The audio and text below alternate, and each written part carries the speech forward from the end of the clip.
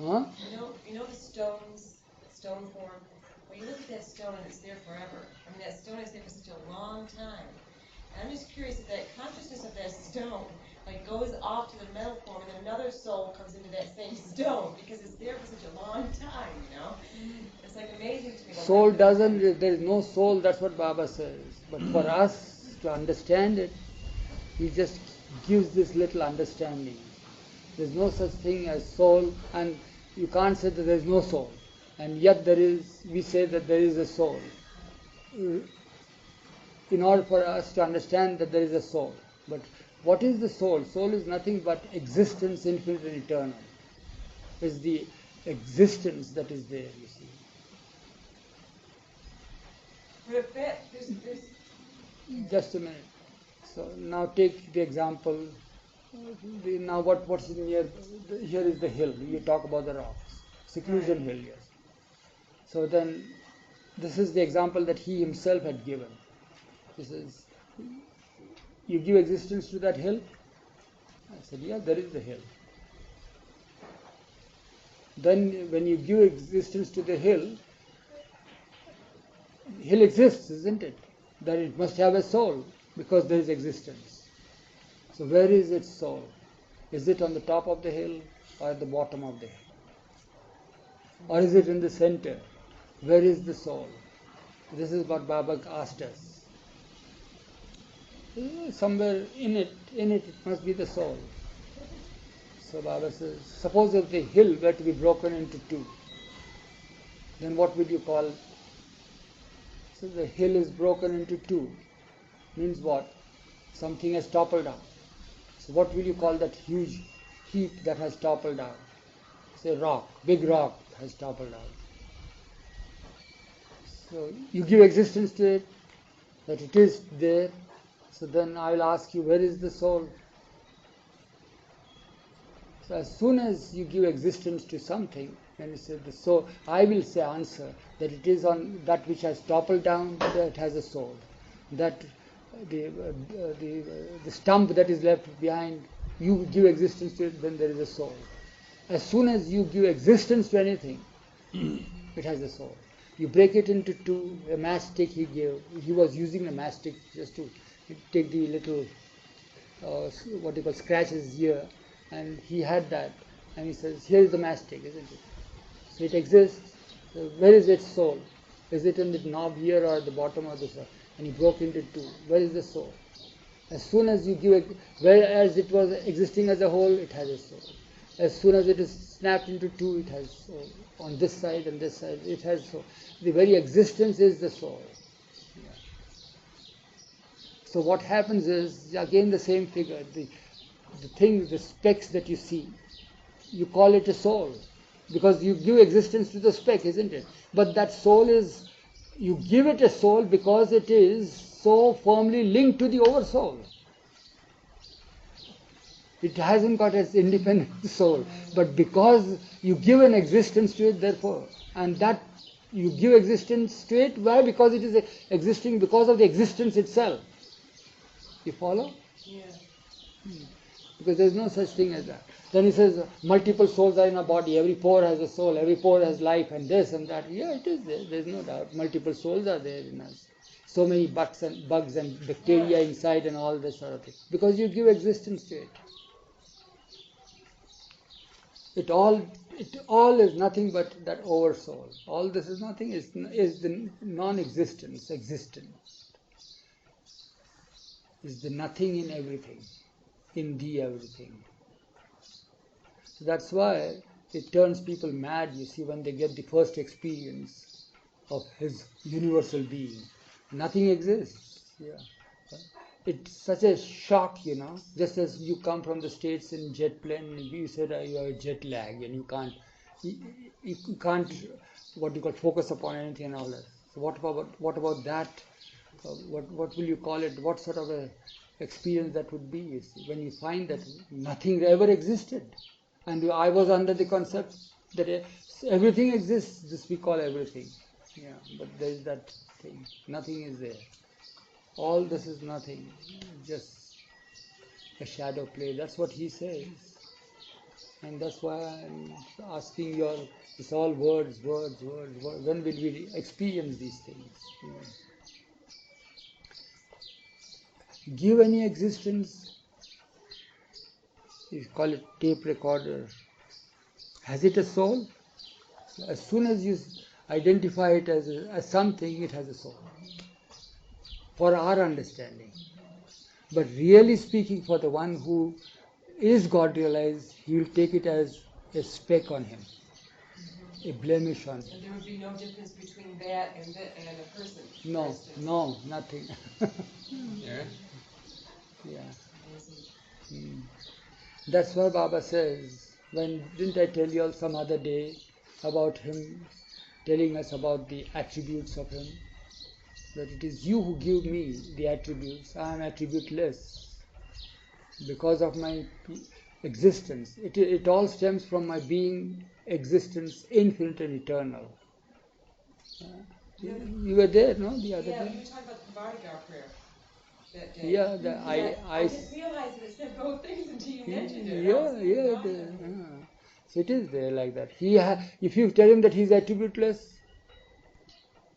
no, then you can't. That is, he becomes finite. Means he is attributeless.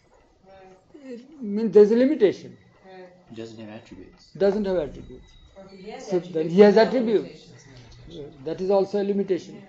So he has attributes and no attributes. This and that, not this and that, and beyond that. So you can't pin him down to anything. So that's why when Baba was giving us this little discourse, he tells us that I am existence infinite eternal. There is no place where I am not.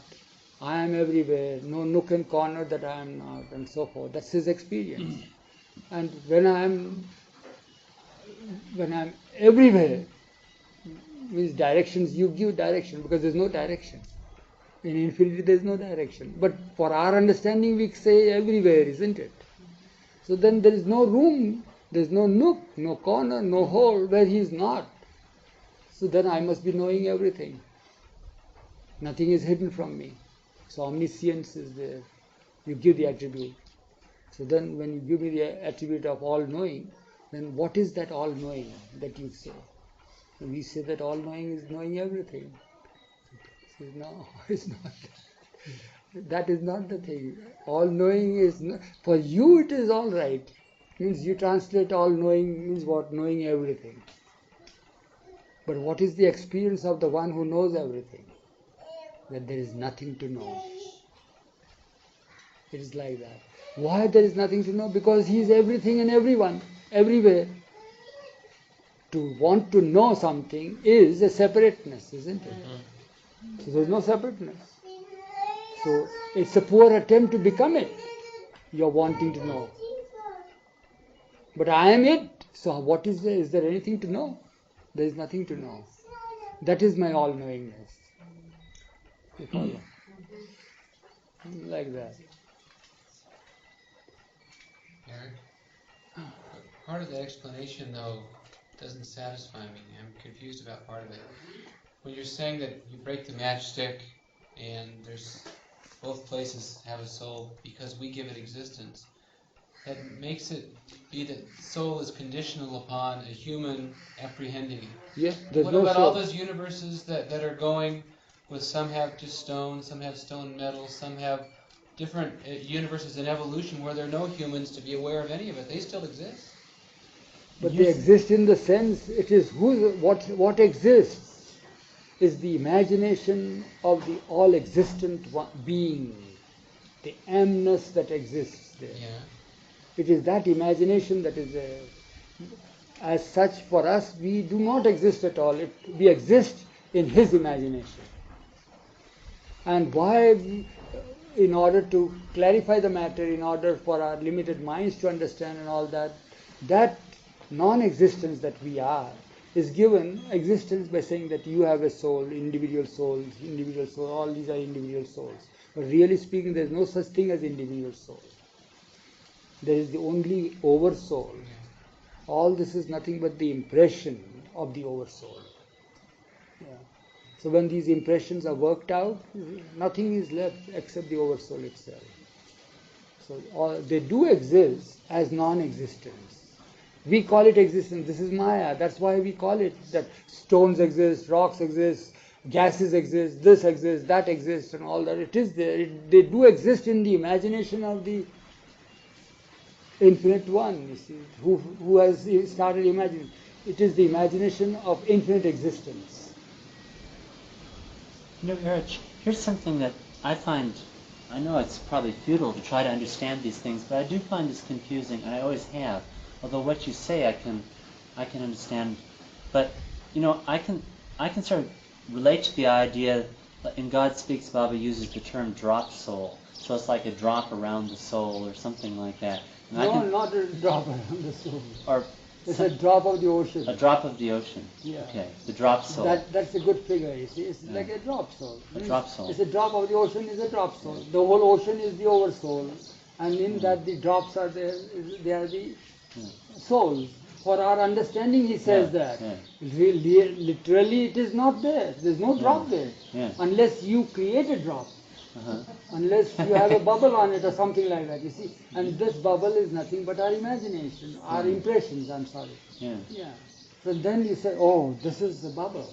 Mhm. This bubble means it is a bubble. So that's why you differentiate it from the ocean.